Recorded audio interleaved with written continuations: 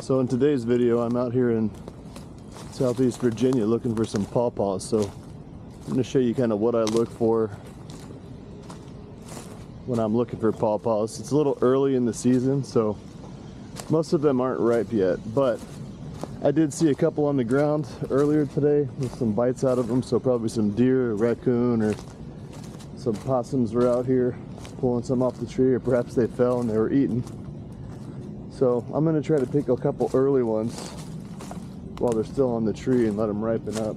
But really, I want to come back about the beginning of September. So it's mid-August, still a little hot, not a lot of rain in the last few days, but still a good day to hike.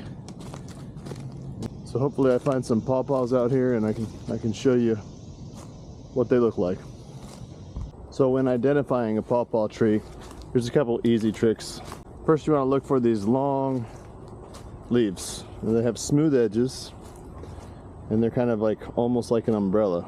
And what you'll notice on the branch is that they alternate. So if you're looking at like an American hickory or a tree with similar leaves, the leaves will just be directly across from each other. But all pawpaws have staggered leaves. Also, all pawpaw leaves have kind of a hard to describe. It's like a mango and a skunk mixed together, but if you rub your fingers on the leaf, give it a smell, you'll smell that kind of mango, kind of skunky smell. That's how you know for sure you have pawpaw trees. And then lastly, the bark, it's pretty smooth.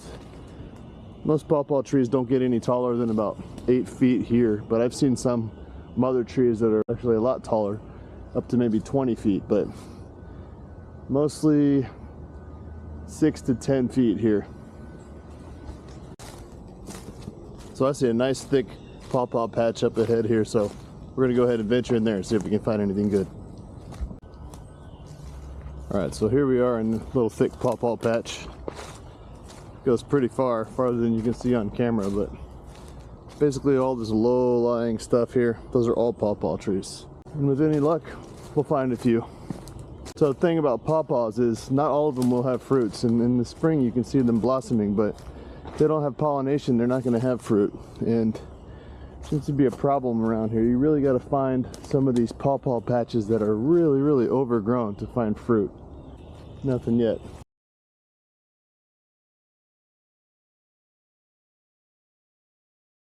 Look at this pawpaw tree.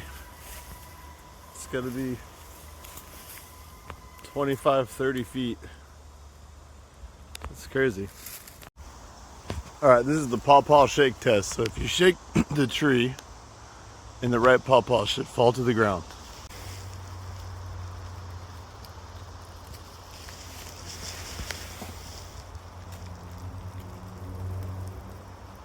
Most do. I already got some that way. It didn't work the second time.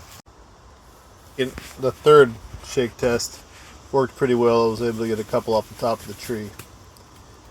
Here's what they look like once they're ripe. So either kind of white, almost yellow, or yellow. Tastes pretty good, a little bit soft to the touch.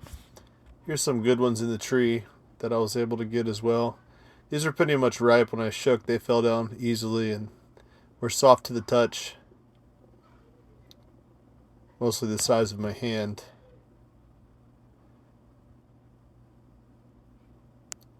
And this is what we had at the end of the day once we got back. So get out there and find some pawpaws. They're really good.